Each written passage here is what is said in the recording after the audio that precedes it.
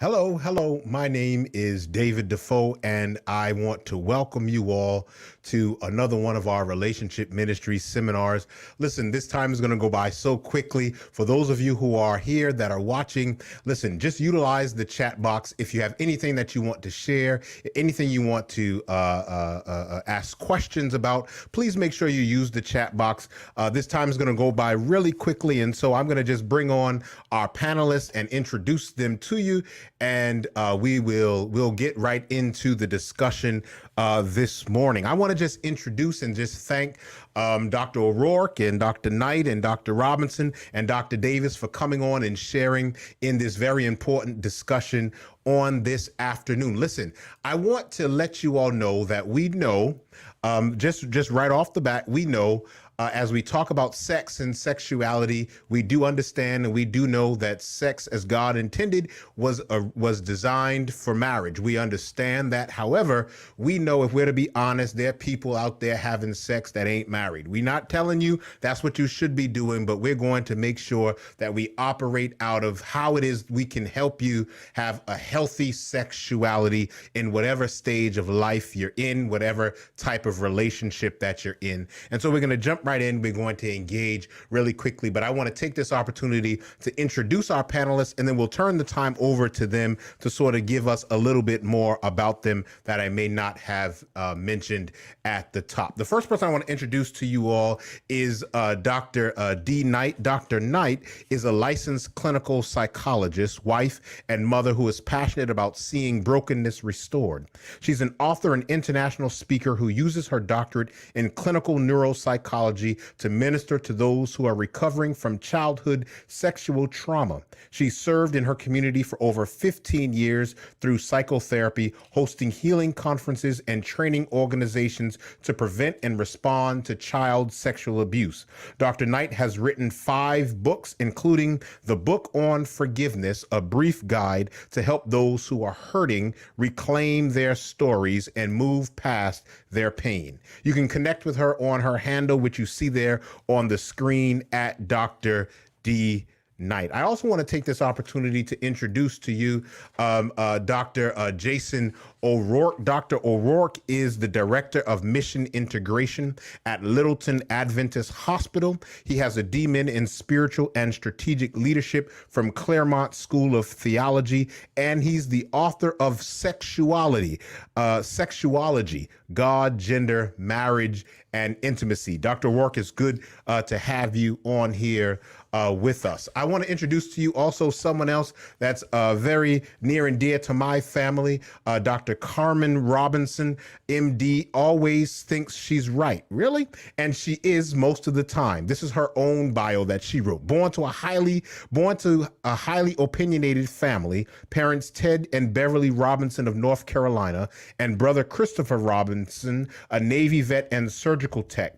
She's had her fair share of scientific, theological, and philosophical debates. But more than that, she was raised to believe in diligence and a strong work ethic, knowing that God blesses our best efforts. Her tremendous testimony regarding her medical school experience and triumph over adversity has been inspiring to many young people. She attended Pine Forge Academy, Oakwood University, Winston-Salem State University, where she got a BS in molecular biology, and Wake Forest University School of Medicine.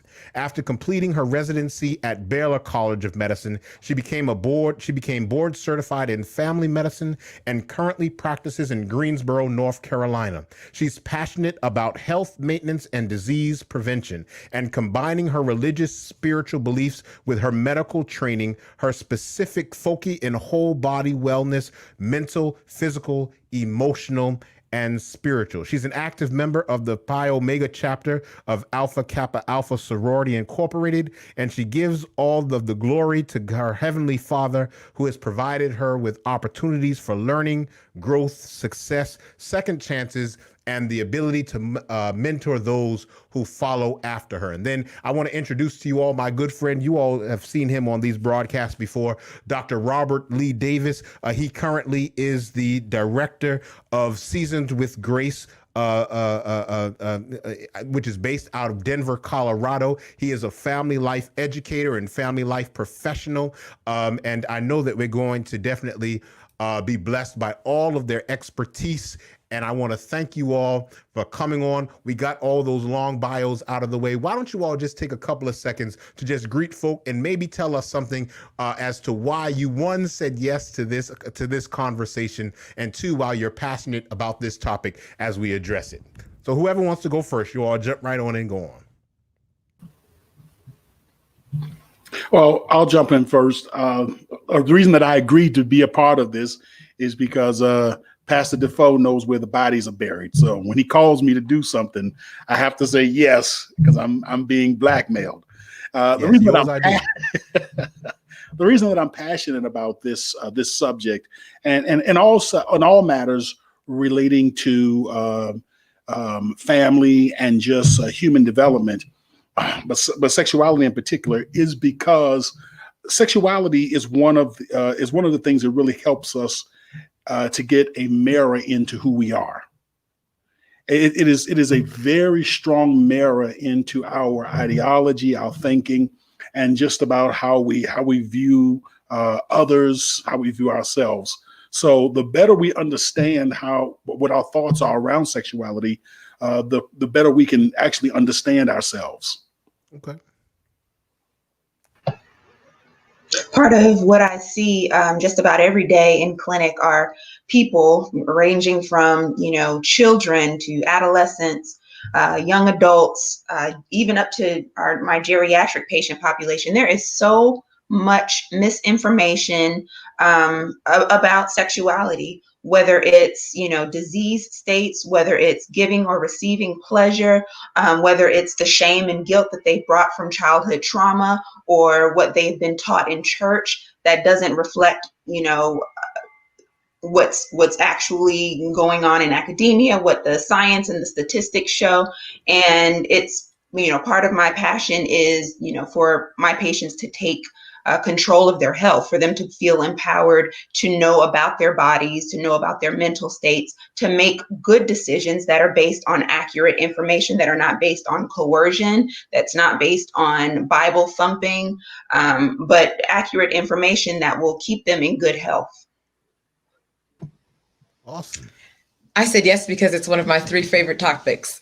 And so my husband will say all the time, let's talk on sex. Absolutely. One of her favorite topics. She'll say yes to that. So that's why I'm here. One of my favorite things that I'm just really passionate about for a lot of the reasons that Dr. Robinson said. Awesome. All right. Jason, anything you want to share?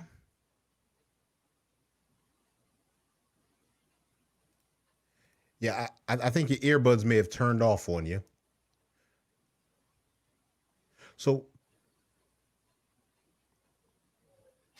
yeah, did they turn off on you? So, well, what we'll do is we're going to break for a short commercial. We're going to come right back. We're going to jump into the discussion. We're going to give Dr. O'Rourke an opportunity to just tell us a little bit something about himself. And then we're going to jump right into the discussion that we have prepared for this afternoon. By all means, if you've joined us, make sure you put your questions, your comments in the comment box, and we'll be right back. The Relationship Ministries Department of the Allegheny East Conference is a family of ministries that seeks to engage, enrich, and empower families, men, singles, couples, and parents to have healthy and whole relationships. To access the many resources we have available to you, your church, or your family, visit us on the web at www.visitaec.org/relationshipmin. All right. Really quickly, what I want us to talk about, or what we're going to start off with is, of course, our subtitle for this discussion is what the church should tell you, but doesn't. All right. So what I want us to talk about first is, what do you think are some of the principal reasons that the church does not discuss sex in a healthy manner? Or what do you think is the impact of avoiding conversations within our sacred spaces about sex? Because the reason we having this conversation is because a couple of months ago, the Relationship Ministry Department did a broadcast where there was something sexual mentioned, and then it went haywire. and we realize that we don't as a church talk well about sex, and so we're going to address it. So why do you think we, one, don't do it, and why do you and what do you think is the impact of avoiding those conversations in the church about sex? I think at best there is, some benevolence there that we want to protect our kids from diseases. We want to prevent them from getting unintended pregnancies. We want to protect them from heartbreak. So there is some benevolence there. I think there's also, more often than not, the control that's there. We want to control people's bodies. We want to control their actions. We can't negate the impact of the patriarchy, particularly as it relates to sexual liberation in women, body autonomy. There has been, over the course of Earth's history, control mostly over women's bodies, but control over our sexual experience. So there is some, we do want to do good, but because of the control issues, we don't give comprehensive sex education. So that's part of it. I'm going to ask you to unpack more of that in a second. Because I think that's a very good, that's a very important thing that we need to sort of address, the male-centric view of healthy sexuality that is promulgated in the church. But anyone else, why do you all think that it's not something that we talk about? And what is the dangers in not talking about it in our sacred spaces? One of the things I want to share is that I don't think that it's just unique to the church, in that I'm having a hard time identifying any aspect of culture, the church, unchurched, whatever, that actually is having real conversations about sexuality. And I say that because of this. Having conversations about sex, or talking about sex, from a excuse me, from a perspective such as, oh, it feels so good, the whole song that came out recently that was really all up in arms, WAP and whatnot, had it right up in arms. That's not necessarily talking about sexuality. That is talking about engaging in intercourse. And so there's not a lot of society that actually talks about the full spectrum of human sexuality, about preserving and not just preserving, but caring for your body, understanding your limitations, teaching individuals how to make requests within the sexual relationship, husbands and wives being taught how to engage in conversations, that whole, and I'm just giving a few examples, but I don't want us to walk away saying that if we talk about sex, or at least glorify sexual intercourse, that is actually having a healthy conversation about sexuality and about sex. And I don't see anywhere in our society where we actually are having a healthy conversation about it. That's been my experience. Yeah, I agree. It's not just the church. It's our society in general that's pretty heavily invested in sexual repression. And we can get to that some more in a moment. But just specifically, I think that the church doesn't really talk about pleasure so much in society. Having sexual pleasure is just not something that's dinner table conversation. And so talking about sexual arousal and sexual desires, if our parents didn't talk to us about it, quite often we pass that same thing down. We don't talk to our children about it. And so oftentimes, I think it's just a generational thing as well. But I think he's right. It's not something that's just in the church. We live in a very sexually repressive society. But Dr. Knight, that's crazy to me, because how is it that we don't talk about this thing that God created? Like, in the place where the people of God gather, it's almost as if we talk about sex as if it's like some great big secret. Dr. Robinson, I saw you unmute your mic, so I'm ready for you to drop some more knowledge. There's a fear there. It's not universal, but there's a fear that if we talk about sex, that people are going to start having more of it. And that's, the science does not support that. The science supports, when people have comprehensive education that includes not just abstinence, but also sexual identity, that talks about giving and receiving pleasure, that talks about body anatomy, that talks about contraception, and also, diseases and pregnancy. When it's comprehensive, it's not showing that people are having more sex. More people are having safer sex, but there's a fear that if we're talking about sex, then people are gonna go, start having more of it. Yeah. Yeah, Jason, chime in here. Did you work out your mic situation?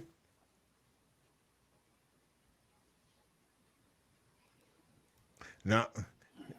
Yeah, we'll get you. We'll get you soon. Anyone else? Yeah, I mean, you were asking why is it like if it's something that God has created. I think that it is a good idea for us to start to conceptualize this idea of sexual repression in society, but also within the church as a form of injustice. It shows up in a myriad of ways, right? Purity culture, which is mostly told young people, especially young women, and Dr. Robinson kind of hit on this for a moment, right? That sex is simply something that's not to be done. It's not to be pondered. It's not to be, it's something that we should be ashamed of. It's hard to forget those things once you get married, right? Like you just get married and all of a sudden, poof, 20, 30 years of being told that sex is wrong and just don't do it goes away. And so I think we really need to recognize the injustice of and the disservice we do to people when we don't discuss these things. And I like the way that Dr. Robinson and Dr. Knight approach it, talking about it from a comprehensive standpoint.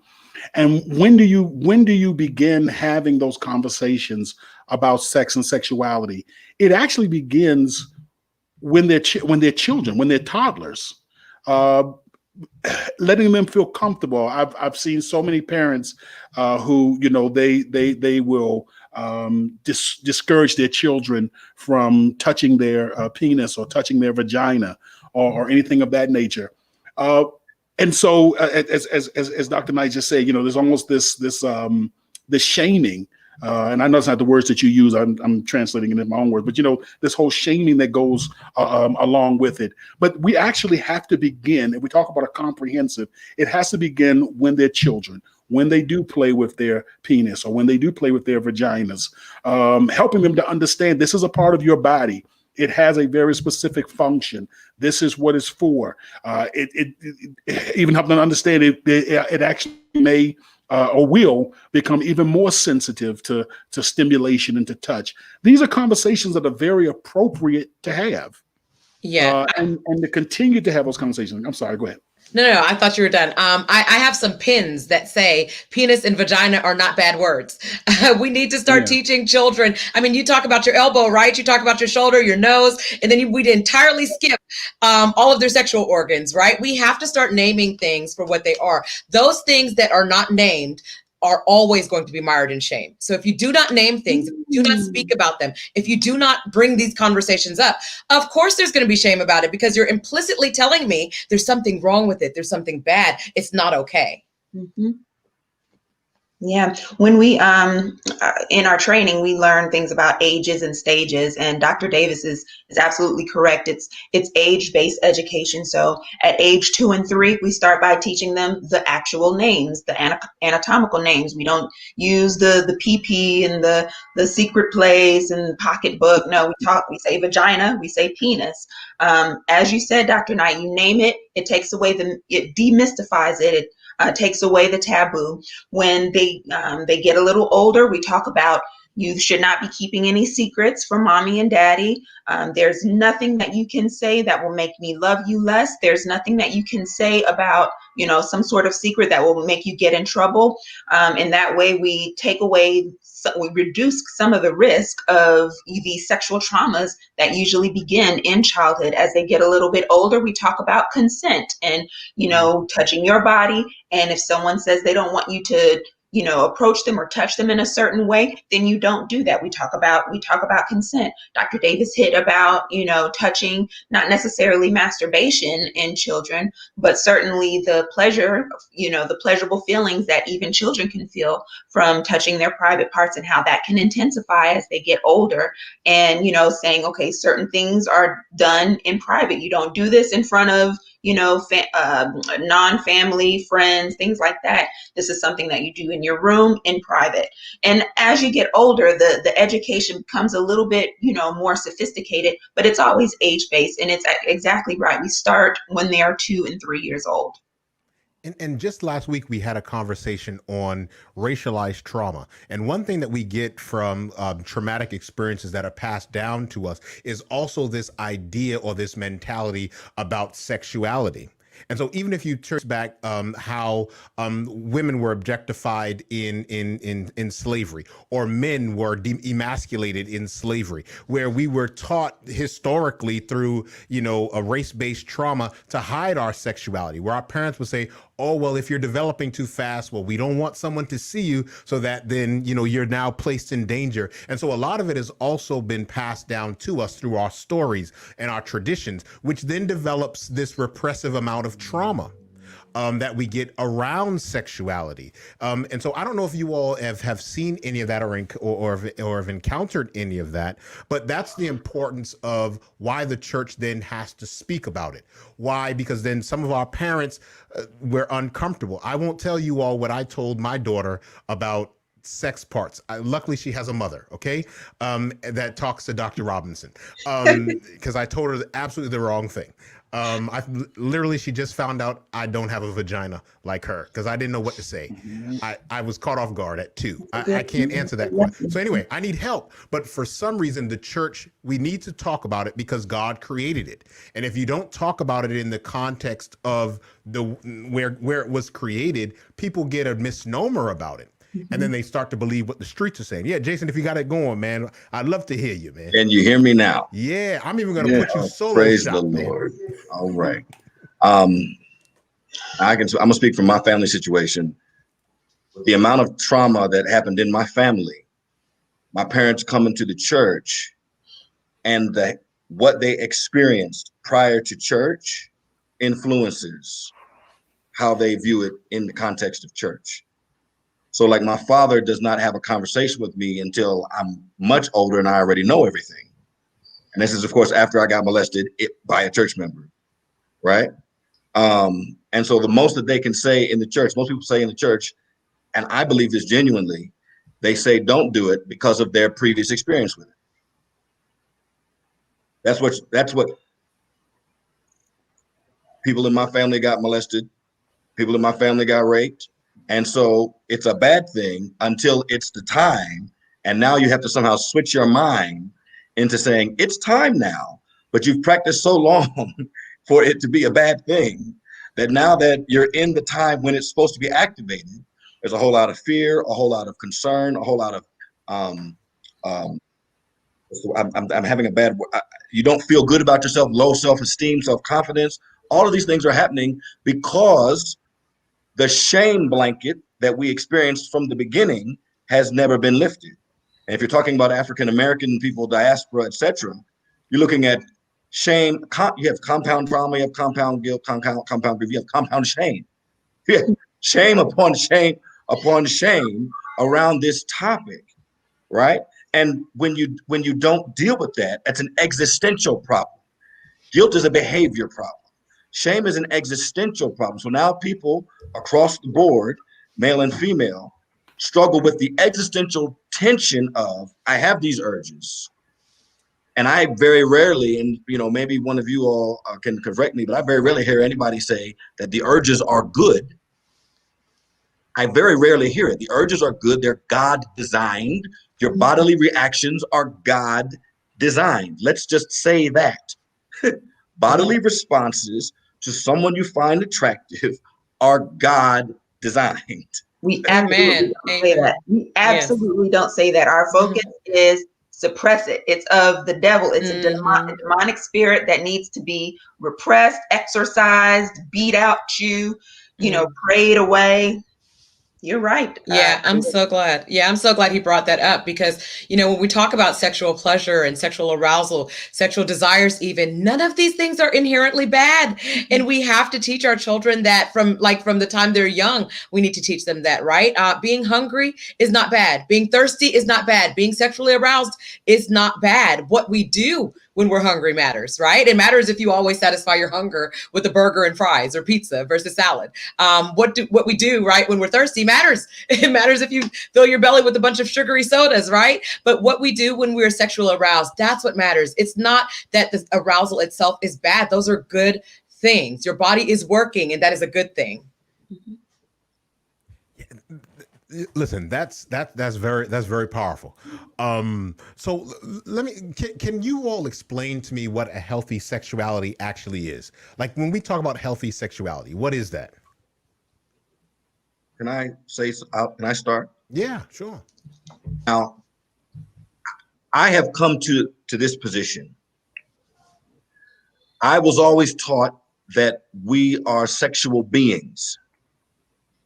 And for me, I found that confusing because sexuality revolves in many cases around doing or the behaviors or the expressions, et cetera, et cetera. And what I have kind of come to be comfortable with is that I'm an intimate being that can express it sexually when I so choose, right? Sexuality is part of my intimate being. And so for me, because I used to try and use sexuality to get to intimacy, and that doesn't work, right? Intimacy being known and being fully known.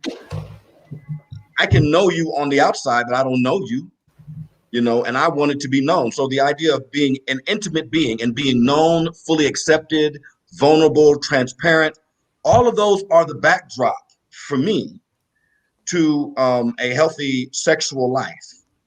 Right.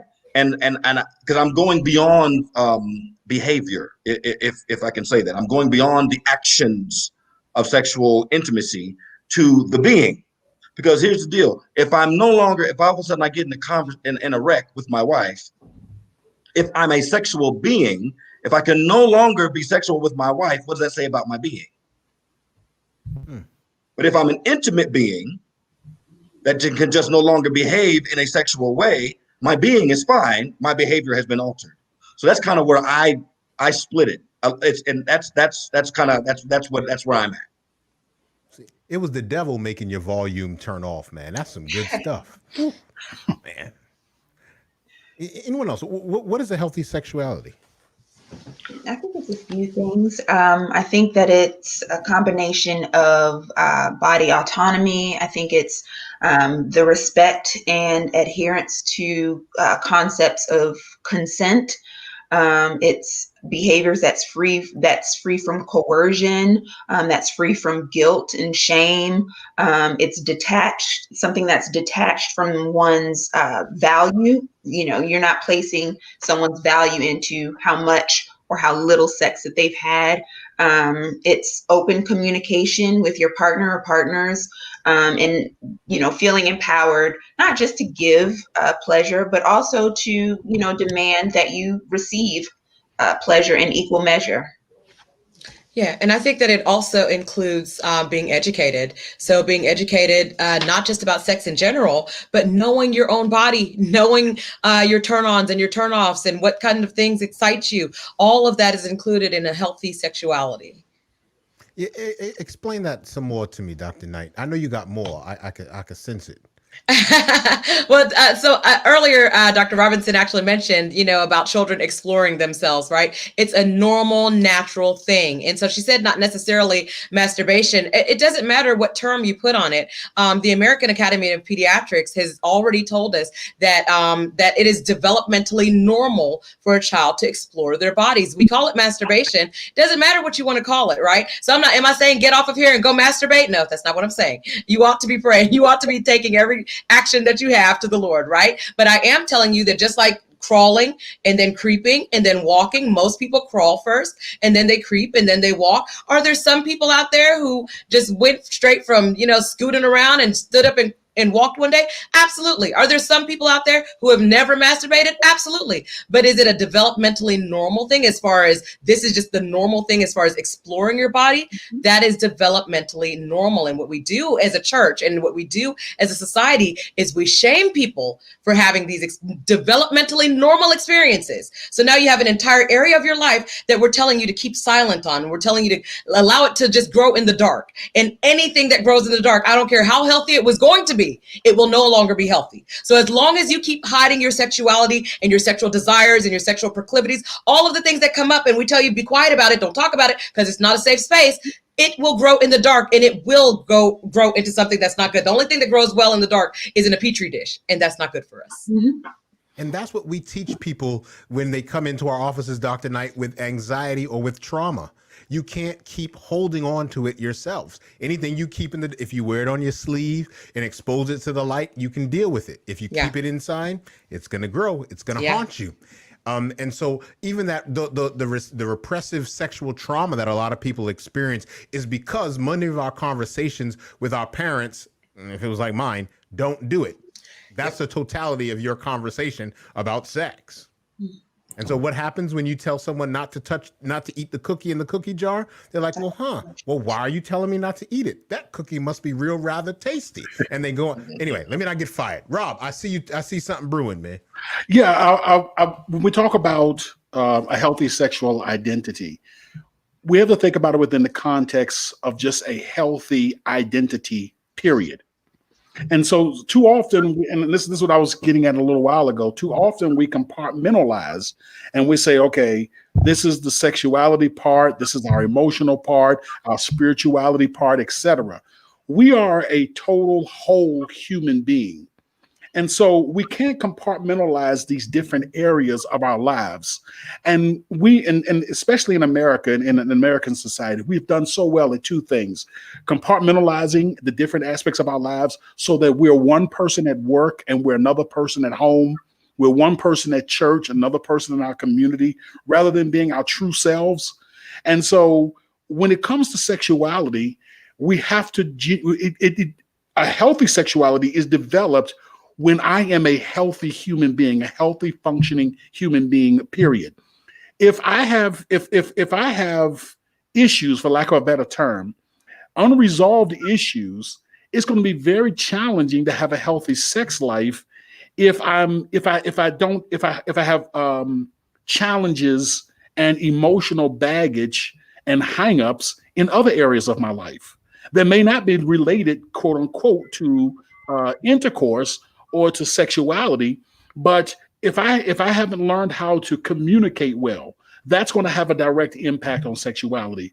If I haven't learned about forgiveness, then that's going to have a direct impact on my sexuality. If I haven't learned how to be honest and to say, these are the principles that I live by, this is what I would like to do. You can have your own and we can continue to be in a relationship, but this is who I am. If I haven't learned to master those skills, then I'm going to have a difficult time just saying, okay, well, I want to be, Don Juan and just be, the top lover, or Casanova, the top lover the world has ever seen. It doesn't really work like that. True sexuality is when we actually are healthy, emotional beings in every aspect of our existence. Gotcha. So really quick, I know that we're going to take questions soon. But are there any discrepancies that you all know between the male and female views of sex, and are we wired differently biologically or psychologically in terms of our desire points? I'm going to throw this to you first, Dr. Robinson, so you can tell us the physiology of it all, and then we'll throw it to Dr. Knight next for the psychology of it all, and then we'll throw it to Dr. O'Rourke for the whatever. Yes, you get the point. Okay, so the first part of your question about differences in how we treat sex, men and women, we treat it differently. For men, it's clout. The more they have, the higher currency they have to trade. Women often want a man. I'm just telling you how it is. Women often want a man who is experienced sexually. And it's the opposite for women. For women, sex is seen more like pie or cake. You get a certain amount, and then once you start giving away those slices, ultimately, when you find the one, or when you're finally with your partner, you've got nothing left to give because you've given it away. That's the perception on how it's differently. A lot of men prefer women who are not sexually experienced. They want to be the first. They want someone who's pure. They want someone who's untouched. And those ideologies have to change. Now, in terms of the physiology, the studies show that desire is similar among men and women. But in terms of, the excitement, arousal phase, it's more physiologic for men. All they have to do is get a hard on. For women, for lubrication, excitement, arousal, it's much more psychological. They have to, oftentimes, and it's not a hard and fast rule, but oftentimes, the dishes have to be clean, the bills have to be paid, the children have to be, well behaved or asleep. They have to not be thinking about work stress or money stress or am I fat stress, things like that. There's a mindset that's different. So while the desire is similar across the board, getting to the point of sexual intercourse, arousal, excitement tends to vary greatly between men and women. You want to repeat whatever question you still have because that was a really good description. Yeah, we were just talking about the differences between the male and female views of sex and sort of the biological or psychological differences. But Dr. Robinson just dropped the mic on us. Absolutely. Next caller, please. One of the things, though, that she brought up that I think is really important for us to pay attention to is this idea of purity for women, right? This idea that you only have so much and only so much can go around. And that is very rooted and grounded in purity culture. I like to call it the idolatry of purity culture, right? Because we've placed on this pedestal this ideal that's almost impossible, because honestly, men, they might want a woman who's quote unquote pure, but somehow they also want her to be experienced to some degree. They want her to be able to shake it and all this kind of stuff, right? And so we're being held to an ideal that's impossible, and somehow being held also to this standard of, oh, but you're also causing these men to have these desires, right? By being a temptress or seductress in some way, right? So sexual health also needs to really take into account accountability. It really needs to take into account ownership of our own, right? Personal responsibility for our own desires and not placing that on somebody else. All of those things become really important when we're talking about like our sexual health and how we view men and women differently. Yeah. There was a study that I read that showed, I don't know if you all, I won't call out the exact program, but I'm sure you all know these virginity pledges that we have teenagers make. There are a few programs, and there was a study that looked at a few of them, and the results were that I think there were 8 out of 10. Yeah, I think there were 8 out of 10 of teenagers who took this pledge, a virginity pledge, abstinence until marriage, did not stay abstinent. 8 out of 10 who took this pledge broke the pledge. And not only that, they had higher rates of having unprotected sex and not seeking care and not seeking STD screenings or preventions. And that it's opposite than, teenagers who never took the pledge, having higher rates of getting regular care, seeking STD prevention, having a better comprehensive understanding of sex education. So there you go. That's true. And from a psychological perspective, I can almost guarantee you they also had higher rates of shame. I guarantee you, right? Because those things are very highly correlated with all of the other things that you're talking about. And it's not, we don't really promote abstinence and purity pledges among men. We do it among women. And I think a lot of the problems that we have with the patriarchal communication about sex in the church is tied to male ego fragility. In that, yes, we don't want a woman with lots of experience, because that taps into, okay, well, the male ego.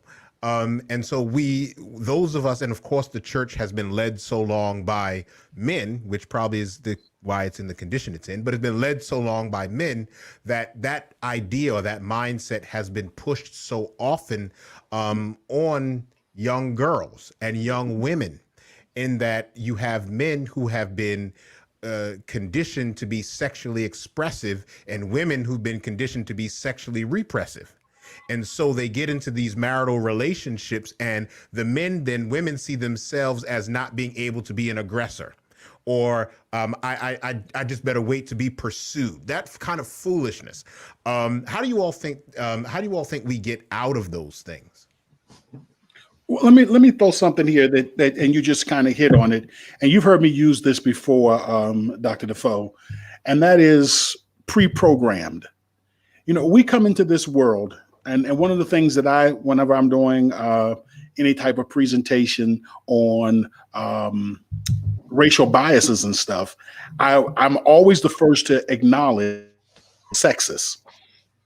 And I tell people that I'm a sexist because I was born in 1974. I was born in Washington, D.C., and I was born in the United States of America.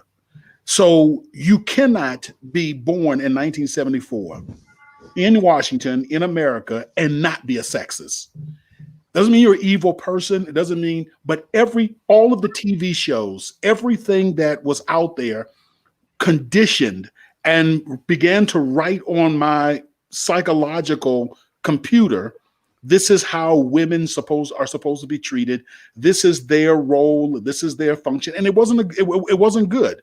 It was not constructive and healthy. It was that women were supposed to be there to satisfy the desires of a man, that women are just not as intelligent or competent as men. These were the things that were pre-programmed into my psyche. And so one of the things that will really help us as we begin to talk about transitioning into a healthier sexuality is actually figuring out what has been pre-programmed. Some of the pre-programming has taken place through trauma. Some of it has been taking place through education. Some of it has taken place through ignorance, things that we were not exposed to. But I would really challenge everyone who's listening to this to really just write out what has been pre-programmed into my mind about sexuality. And it's not something I'm going to do just by sitting down once, but right, maybe just say I'm going to do 10 at a time, 10 things that I was taught about sexuality. And you may say, I don't believe those things, but you'll be surprised that once you're taught something long enough, you claim that you don't believe it, and yet you still actually are acting upon it in the face of saying, I don't believe it. So I want to give an exercise to everyone who's watching, and that is to actually write out what has been pre-programmed into my sexual computer. I love it. I love it. I think that that's something that we have to realize. It's not, am I biased? It's how biased am I? And in what direction am I biased? In what direction am I already making some decisions based on those biases that I have, right? And so that's why, again, remember I was saying that when we talk about sexuality and sexual repression in the church especially, right, we have to look at it as a matter of justice. We have to look at it as a matter of, right, because when we're looking at it as a matter of just an individual thing, we're not really paying attention to the systemic fact that we're passing on these messages over and over, and that these are the prevalent messages in society, right? So if the church is going to be a unit or a place where we can seek justice and where we can actually have equality for women, right? Then there's no pathway to equality for women that bypasses women's pleasure. There's no pathway for equality to women, right? That somehow bypasses, women's sexuality and the fact that they're being very much disproportionately impacted by these purity culture messages, right? This idea that you have pie and you give it away. Elizabeth Smart, if you guys remember that young lady who was kidnapped, right? She said that the reason she did not leave her captors, if you remember her captors, that she was found like a few exits away from her home, right? She did not leave her captors because she had a teacher who taught her that once she has sex with someone, she's like chewed gum. That is a prominent message in purity culture. And once somebody chews gum, you don't want chewed gum, right? And so this idea that we're telling people that once you've had sex, somehow you are no longer good enough. So now they have based their worth, not in Christ, not on what he did on the cross, but on whether or not they've performed a certain action, right? And so that's why we have to look at it as a matter of justice, because that is what's happening right now is injustice. For us to not teach people and to not help them understand the grace of God and not understand their own bodies and their desires is an injustice. You better preach, ma'am. You better I can say preach. preach, sister. Yeah. Shoot. Yeah, go on, Jason. I wanna say it this way, and I'll be very brief. If you from a Bible standpoint, if you look at Genesis 1 and Genesis 5, the Bible says that the image of God is male and female. And then Genesis 5, verse 1 and 2, the Bible says that God blessed them and called their name Adam. So they're Adam, not just him. That's important because they're mutually equal and complementary. And by complementary, I'm speaking of physiology and things. I'm not talking about anything else other than that. So you look at Genesis 2 and God says, listen, I'm going to put you to sleep because you just realize that you're alone. And so I'm going to take half of you and form it over here, which is good because, and this is where life turned left for me. If you're left to choose what you think you like, and you don't know what it is that's going to bring God glory, you might choose a dog or a donkey. So I'm going to put you to sleep, and then I'm going to form this woman over here and bring her to you, and you guys will see each other as I introduce you. And then when you see each other, here's the intimacy. They are now, this is bone of my bone and flesh of my flesh. And then God says, she shall be called woman, for she was taken out of man. The beautiful thing about all of that is the mutuality in the story. The mutuality in the story and the mutual equality in the story is phenomenal. He doesn't name her. He doesn't say she's a woman. No, that's God talking. It's called the divine passive. It's not, the man did not give her her identity. God did. That's fact. And God is the one that says they shall leave and cleave. That's what God did. Then, so with that in mind, that is Genesis. Dr. Richard Davidson has written a tome, literally, it's 800 some odd pages, called The Flame of Yahweh. And it is sexuality in the Old Testament. And he covers everything, literally. And one of the things that he did, and I learned, he showed us this in his class, I thought was phenomenal, is he demonstrated how, apart from Sabbath, which is a kind of a pause reminding us of Eden, lost and restored, is the Song of Solomon, which is a pause again, hear me well, it is the Bible's erotic literature in the middle of Scripture, written by Solomon in the voice of his wife, right? Erotic literature that is described thematically as a pause that harkens to Eden relationships lost and Eden's relationships restored. And when you read this scripture, it is very poetic and beautiful and descriptive simultaneously. You couldn't read this book unless you had already memorized so many other books of the Bible. Like you weren't allowed to read it. That's how serious the Jews took this topic, right? In the Bible. They're very descriptive, that they're not crass. And you can tell. Once the Hebrews get to a certain part of the anatomy, they stop telling you what they're talking about.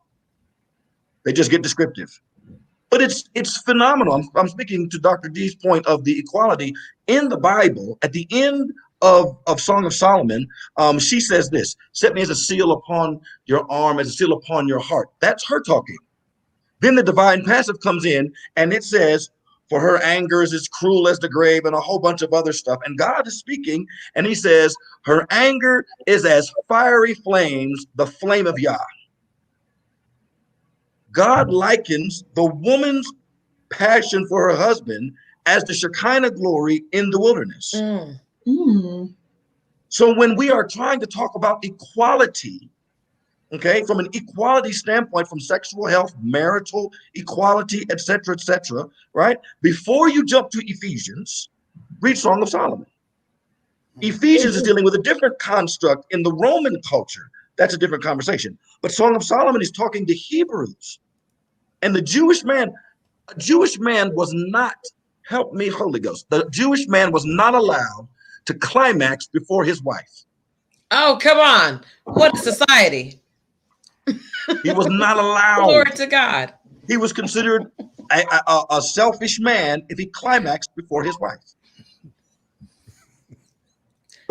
There's an African culture right now that focuses on that, and so I'm so glad you brought that up. I didn't know that about Jewish culture, but there's a culture that actually focuses on that. I'm gonna have to look that up.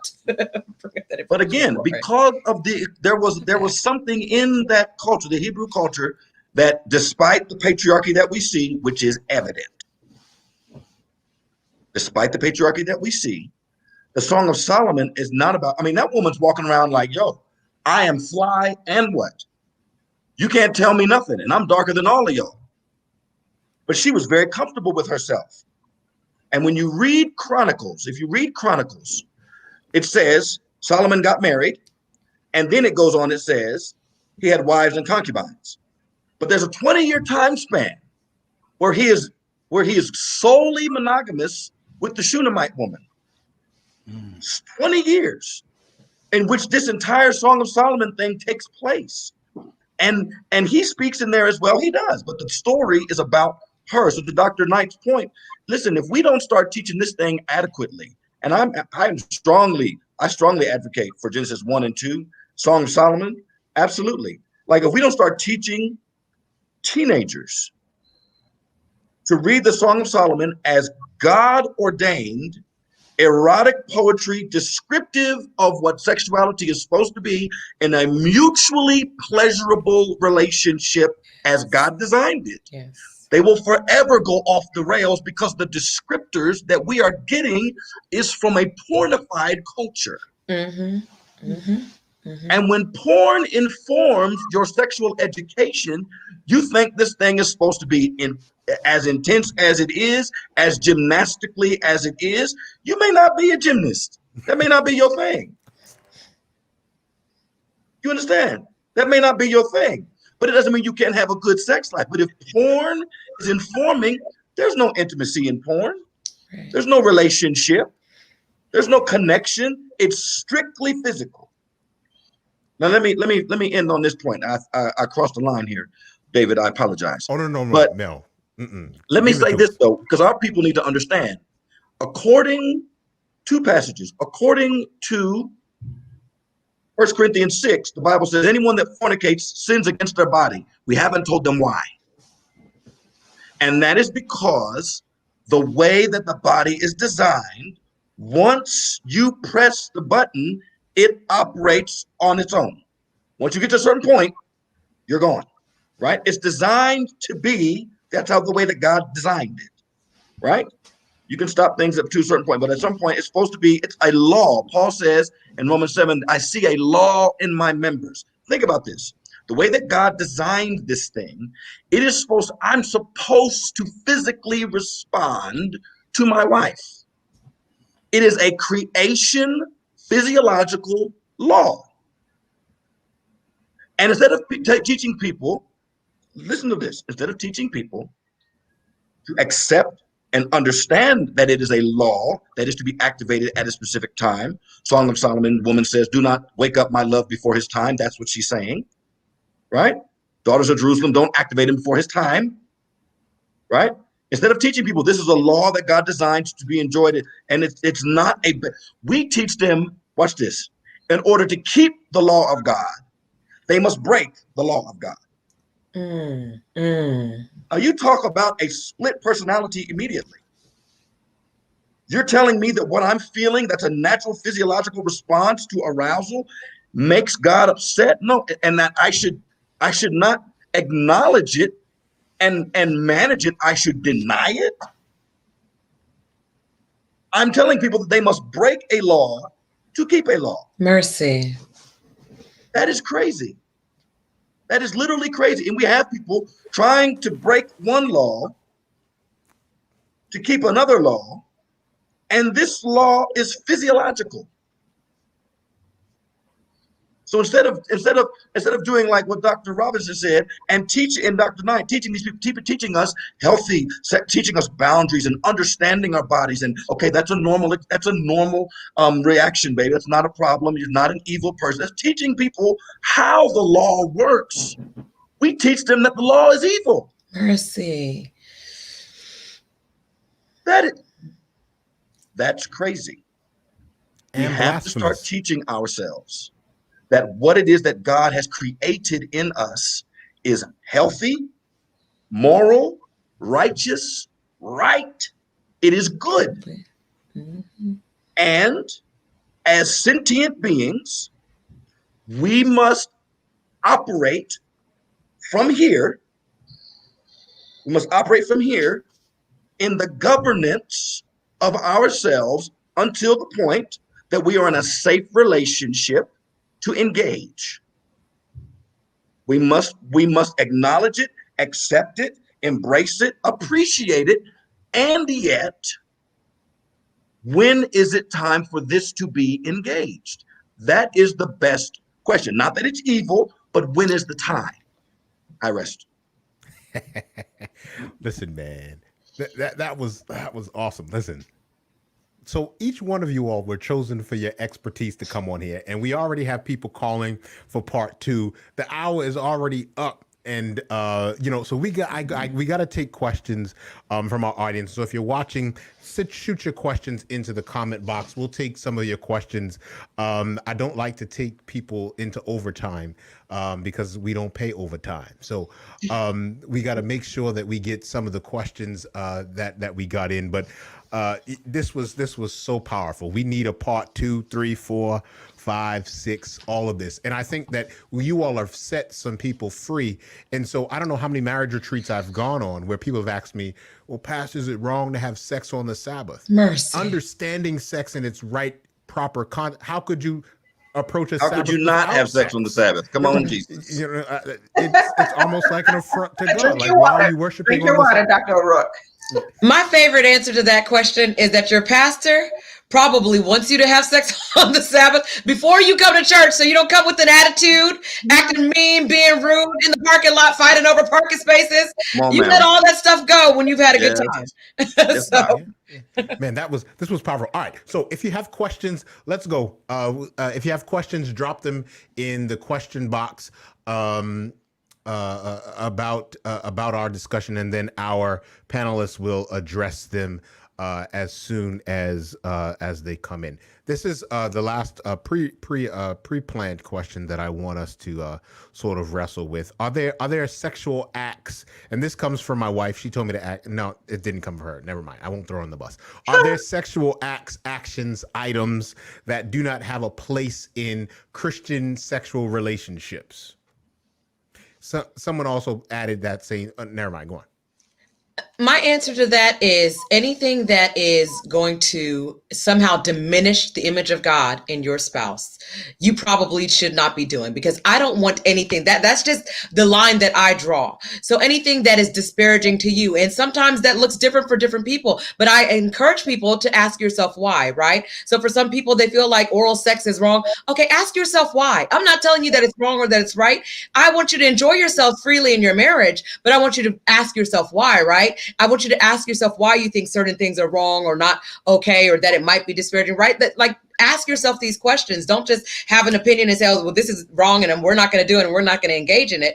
See if it's something that is okay with your spouse, right? But if it's something your spouse is not okay with, that's something that doesn't have a place in your marriage. That's right. Anything that's coerced, anything that's unwelcome, anything dealing with children or animals, these are not things that are okay in any sexual encounter, married or otherwise. All right. I defer to the docs. Yeah. So here's one of our questions. Someone told me that oral sex is a sin. Thoughts? It's in Song of Solomon. What do you mean? Yes, Please explain no. on that. Explain what you mean by that, Jason.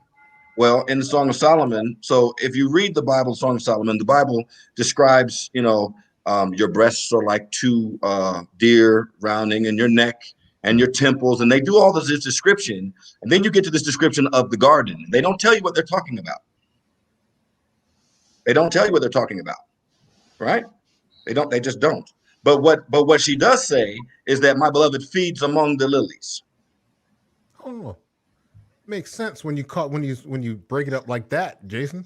That's what it does say. They don't describe the lower, they don't. So in Deuteronomy, they'll call a man, they'll say his stones. In Isaiah, it'll say, describing of the fallen Israel, lifting up the skirt past the knee, past the thigh, revealing the waters, right? That's the way that is described in Isaiah or Jeremiah. And they do not directly address the genitals. Okay. And in Song of Solomon, she's very clear. I'm a garden. That's what she says. In another place, when they on the marriage night, she Solomon is speaking, and he's describing her. He's like, you know what, and your lips are this, and then it's almost as if he can't talk anymore. And she picks up the voice, and she says, yes, and they go down on the straightness. In the Hebrew, it says straightness. In the King James, it does not say that. But she's describing what she's going to do to him. So it's in the Song of Solomon. And the Bible in that passage says, I learned something today. Oh, in the Bible, after that, you hear God say, drink, my friends. That's the voice of God. It says, drink, my friends, and be drunk, right? He's talking to the marriage couple to get drunk on their intimacy with each other. That's what he's saying. So there is no condemnation in the Bible on that point. Awesome. And one of the things that we have to do is there has to be open, honest communication within the sexual relationship. And that's why it goes back to what I was saying a moment ago about we cannot look at this thing in isolation, but we have to have these conversations to talk about what are the things that I find pleasurable, what are the things that I find unacceptable, and to have the honest conversation about why is this unacceptable? What was it? What is it about this particular act that that causes me to be uncomfortable? Some people, no holds barred, as we used to say when I was coming up. The no cut cards. Well, everything's acceptable. They feel comfortable with that. Some individuals have a limited amount of sexual acts that they feel comfortable with. But as we talk, as couples engage in intercourse, there has to be the communication. And I know that is it's kind of backwards to think that you would have conversations about sexuality, but that's actually what has to take place so that you can understand each other, to really get a true sense of what the other person likes and doesn't like, what helps them to climax sooner, all those different things. The more you understand your spouse, your partner, the more you can be in tune with with what they need and with what satisfies them. Mm-hmm. So I'll leave it there. So I think we have some questions coming in from some of our singles that are asking about their sexuality as well. This one is actually addressed to you, Dr. O'Rourke. Dr. O'Rourke, can you elaborate on how a single person manages their natural desires? I understand what you were saying, but maybe not practically.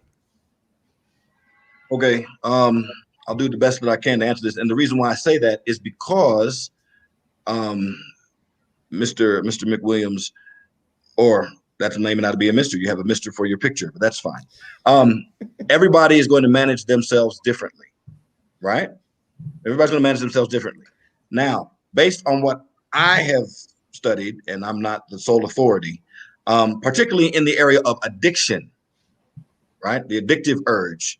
The addictive urge stereotypically lasts about 30 minutes. So if you're in that urge cycle, normally the urge is about 30 minutes. Okay? So within that, acknowledging who I am. If I'm single Jason, if I had to go back and do it again, what do? I know there's a few things that I can do to take this energy that I'm having, and I either need to redirect it, I need to distract myself, but you don't sit on it like, I will not. No, that's not healthy, because you will. You may not today, but you're sitting on it and you're a volcano. And then you will blow up over here at some point in time, either by yourself or with somebody. It's better if you acknowledge what you're feeling, deal with the emotion, understand what triggered you, and figure out how you're going to take that energy and redirect it somewhere else. That is what nobody told me. That is what nobody told me. And that is what I am learning to teach my children at an age appropriate level. You have some energy. Okay, cool. We acknowledge it. It's not bad energy. We just don't want to act in that way right now. Let's redirect it, distract yourself, find out what triggers you. These are all basic principles. You can even use this on the anger cycle. The anger thing is basically the same thing. You know, you have to really work to stay angry for a long period of time. So you're angry, I'm angry, and I'm going to, okay, great. What are you going to do with it? If you're not going to beat the person, what are you going to do with it? And you do the same. What triggered you, acknowledge your feelings. How are you going to distract yourself? How are you going to redirect your energy until you can address it in a healthy way? Those are just the 4 basic principles that I apply in my life, and I'm learning to teach my children. You also want to be smart and be safe. This is 2020, and singles are not staying abstinent until marriage. So you want to know how to wear a condom. You want to know about birth control, whether it's the daily birth control, whether it's long-acting reversible contraceptions, IUDs, Nexplanons that go in the arm, something where you don't have to think about birth control every day. You need to talk about consent. You should be in a position where if you have the consequences of sex, are you able to deal with those consequences responsibly? High schoolers are not able to deal with those consequences responsibly.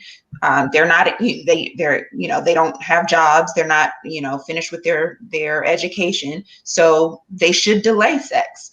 If you are a single adult with a job, with a 401k, with good health insurance, then you may be able to have the consequences of having sex. So, if you are going to engage, you want to make sure that you're doing it safely, doing it smartly. Yeah, I think having a discussion about choices is so important with this. And that really feeds into the whole consent thing as well. I know a lot of parents who say they would not, help their teenage child who has said, yes, I'm going to be having sex. I am not waiting till marriage. They would not let them go get contraceptives. And I'm just like, but they're telling you that this is going to happen. And as adults, they're not going to be prepared for the choices that they have available to them. So if we take choice from somebody, the normal, natural thing is to want to take that choice back. Instead of telling people just don't do it, telling people that they have these choices, but listen, this is the wisest choice. It's not a matter of right and wrong. It's a matter of what's the wisest thing in this situation and what is it you believe God is calling you to, as opposed to just taking choices from people. Dr. Knight, can you run through this one for me real quick? How can you make sex safe for those who've been sexually assaulted or raped? Very important conversation. Yeah, absolutely. And so communication is going to be very important. I always recommend having therapy, right? It's very difficult to get over sexual trauma without therapy. Are there people who have done it? Probably so, but it's very difficult. And when we say get over, you got to define what getting over looks like, right? But honestly, that's something that's usually worked out best in a therapeutic relationship. So being sexually assaulted or having sexual trauma, that is a relational thing. And we didn't want that relationship forced upon us, right? But that's the problem. We often have these wounds in relationships. And then what do? We recoil away from relationships. So it's not to say that you should recoil away from relationships, but now you need to have a healing relationship and a healing experience. Sometimes that doesn't mean a sexual experience. It doesn't mean having a healing sexual experience. It might mean having a healing relationship with the therapist, right? We call it the therapeutic relationship. So you need to have some trust and some safety restored. That is so key. When we think about Maslow's hierarchy of needs, right? There's a triangle where at the base of that triangle is safety. You can't get to self-actualization and pleasure and all of those other things. That's climbing the triangle. You don't get there without safety. So the first and foremost thing is safety, and that is often found by having a safe relationship that you can depend on.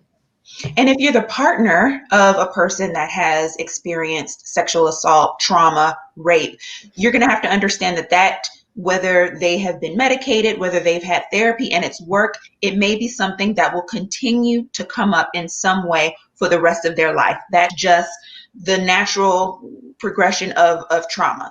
It's something that they may have to deal with. And you have to understand, if you're the partner of that person, you're going to have grace, extend patience. It's not you. They're not putting that on you. It's not your fault. It's not something that you have to apologize for or pay for, but it is something that you're going to have to, if you're going to be in that committed relationship, it is going to be something that you're going to have to be very, very patient. You have to at all times provide that safe space that Dr. Knight mentioned. It has to be a safe space. It has to be open communication. You have to be very aware of the no and the pulling back and the shutting down. It's not you, it's something that has happened to them. You have to be aware of that, and you have to immediately cut it off.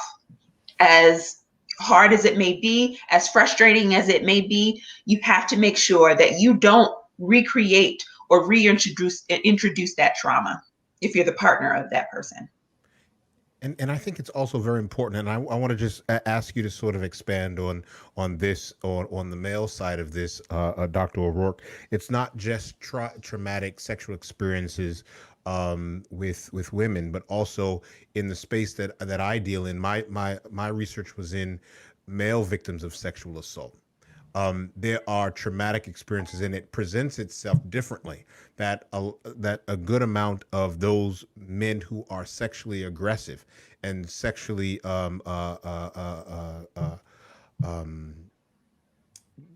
predatory have experienced some amount of trauma, and they instead of recoiling, it created aggression in them. And so, Jason, just talk a little bit about that, so that we understand that there are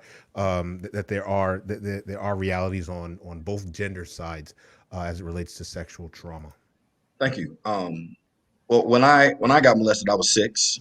It was a friend of the family, and what I realized now is that I was never sexually aggressive. But I was very, very angry all the time. From 6 forward, I was angry. My mother will tell you, my brother, my father, I was raging. And then things continued to happen, not to me, but later on in the family. So we had trauma compounded on trauma. But you deal with this anger, and at least for me as a man, because I got molested by a man, my question was, what was it about me that made him think that was how I was supposed to function? And that's where I took it internally. And so when I was when I was 12, and from 12, starting at age 12, I did 500 push-ups a night. I did 40 pull-ups a day, and I couldn't talk, but Dr. Robert, he mentioned communication. I could not talk. I didn't have the communication skills. I was angry. And so my mother knew it. She thought about putting me into karate, but realized that was a jail sentence. And so she put me in football. And all of my peers knew that I played angry. I was the strongest little kid at age 12 playing football. And by the time I was a freshman in high school, I was bench pressing 300 pounds. I was deadlifting and squatting 5. Because I was determined to never be injured like that again. I was determined. I was going to be the strongest, meanest thing going, because no one was ever going to hurt me again, period. And so my life, and I made my mistakes. I have no, I was promiscuous. I make no hiding about that. I don't brag it. It was just a reality, because part of it was the enculturation that I received. But part of it was wanting to be wanted. Okay. In the way that I was taught I should be wanted. Right?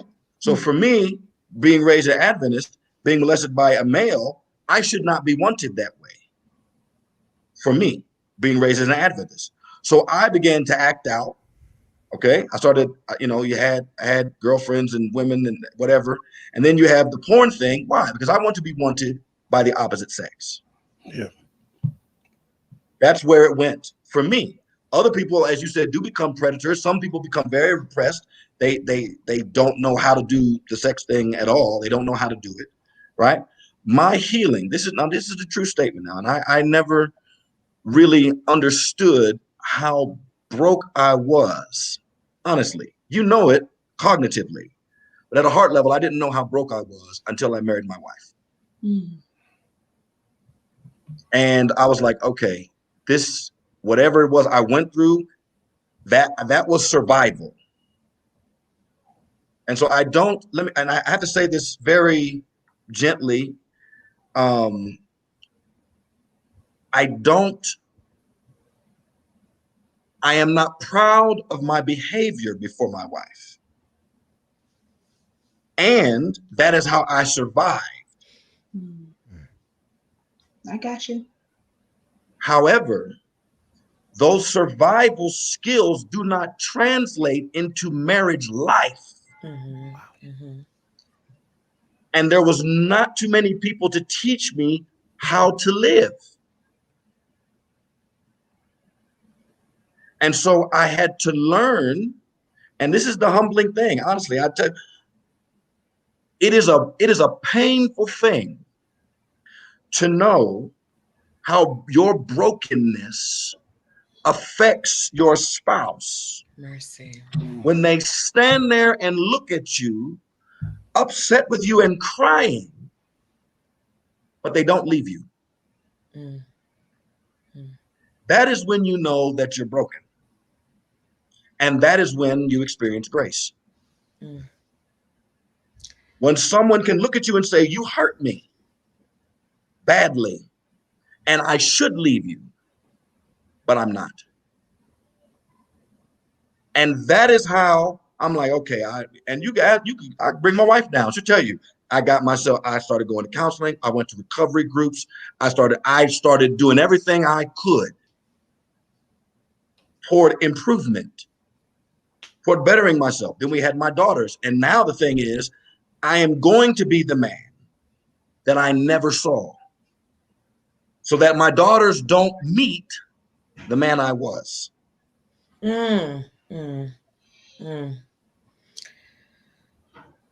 Wow. I'd like to say something. So first of all, Dr. O'Rourke, thank you so much for your vulnerability in sharing, personally sharing your story. I think one of the things that I want other survivors of abuse who might be listening to this to remember is that there are layers to healing, and that's okay.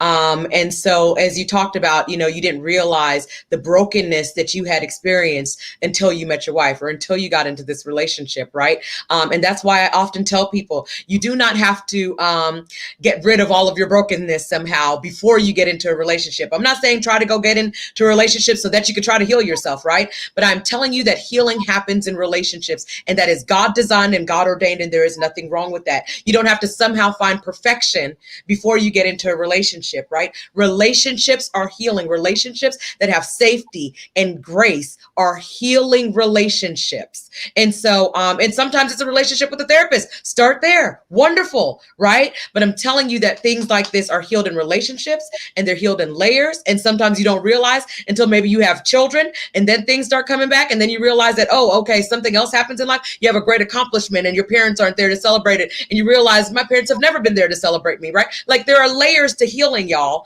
And that's okay. It doesn't mean that you somehow are irreparable. It just means that you have layers to heal, and that's okay. And sometimes healing is a lifelong work, and that is okay as well. So thank you again, Dr. O'Rourke, for sharing your story. Absolutely. Listen, this was a great and robust discussion. Jason, I want to thank you for your transparency.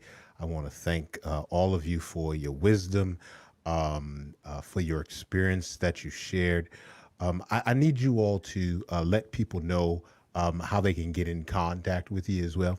Not on a personal level, but say there's someone watching that wants to invite you on a panel, or to ask you to come and speak to youth groups, church groups, whatever groups it is.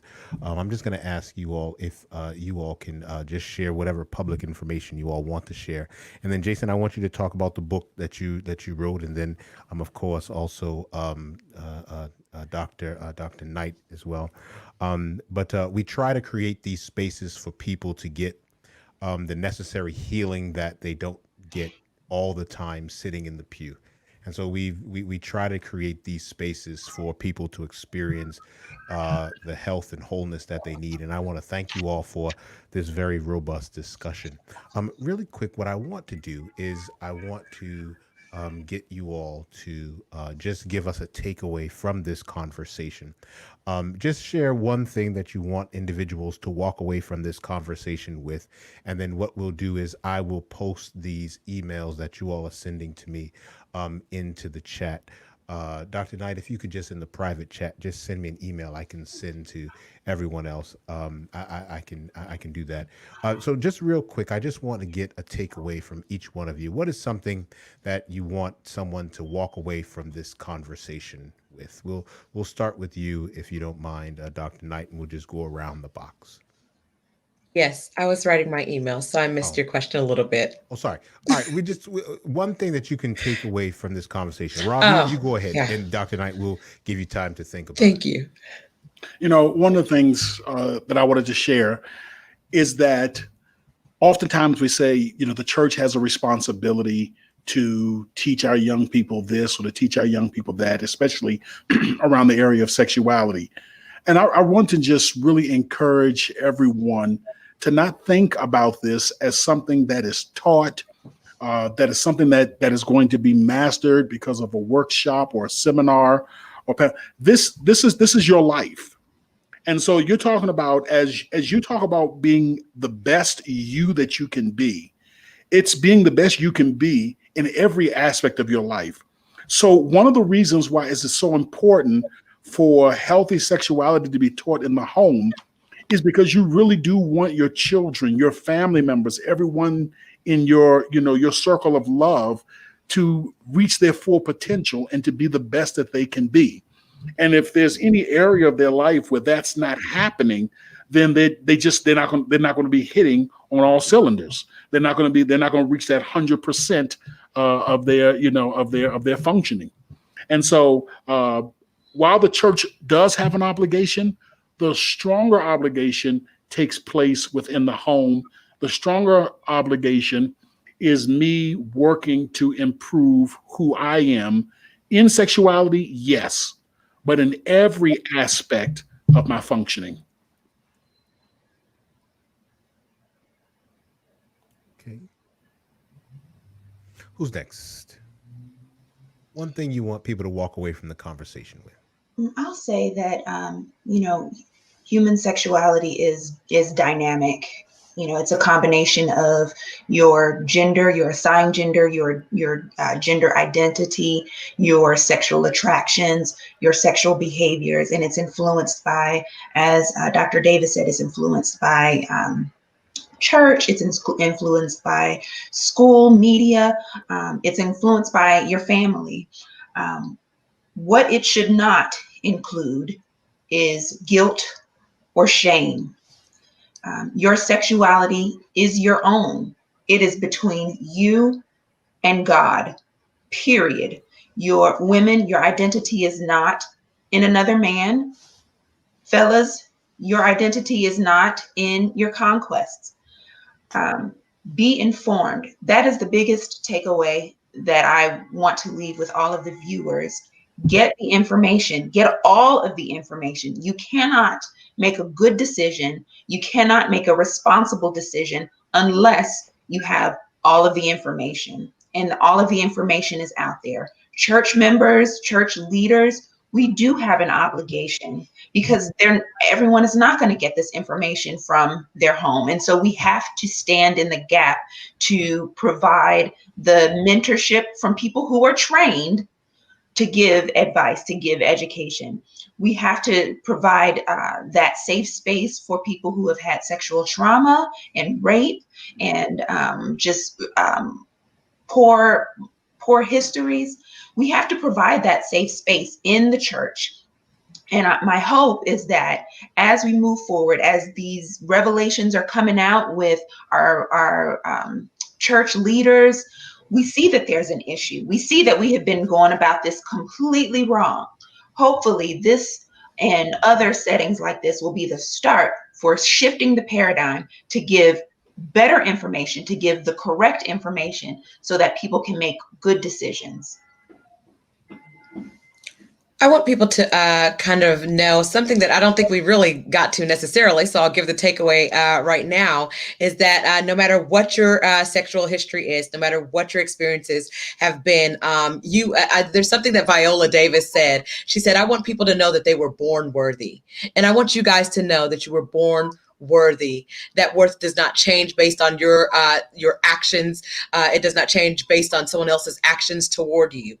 You were born worthy, and you were still worth as much as you were when you were born, right? And so I really want people to recognize that, and this whole purity culture thing that we discussed, and we talked about it a good bit about how it disproportionately affects women, especially Black women, in fact, right? And so I just really want people to have that takeaway that it's not about your actions. Yes, you should get your actions in line with what your beliefs are, right? So sit down and think about what your beliefs are, like Dr. Davis said, right? But at the end of the day, you are worth it. You are worthy. And it is not based on any of your actions or anything that you've experienced in the past. And I know we're having a very serious moment, and this is going to sound silly, but especially for women, this whole idea of giving out pie, vaginas are very forgiving.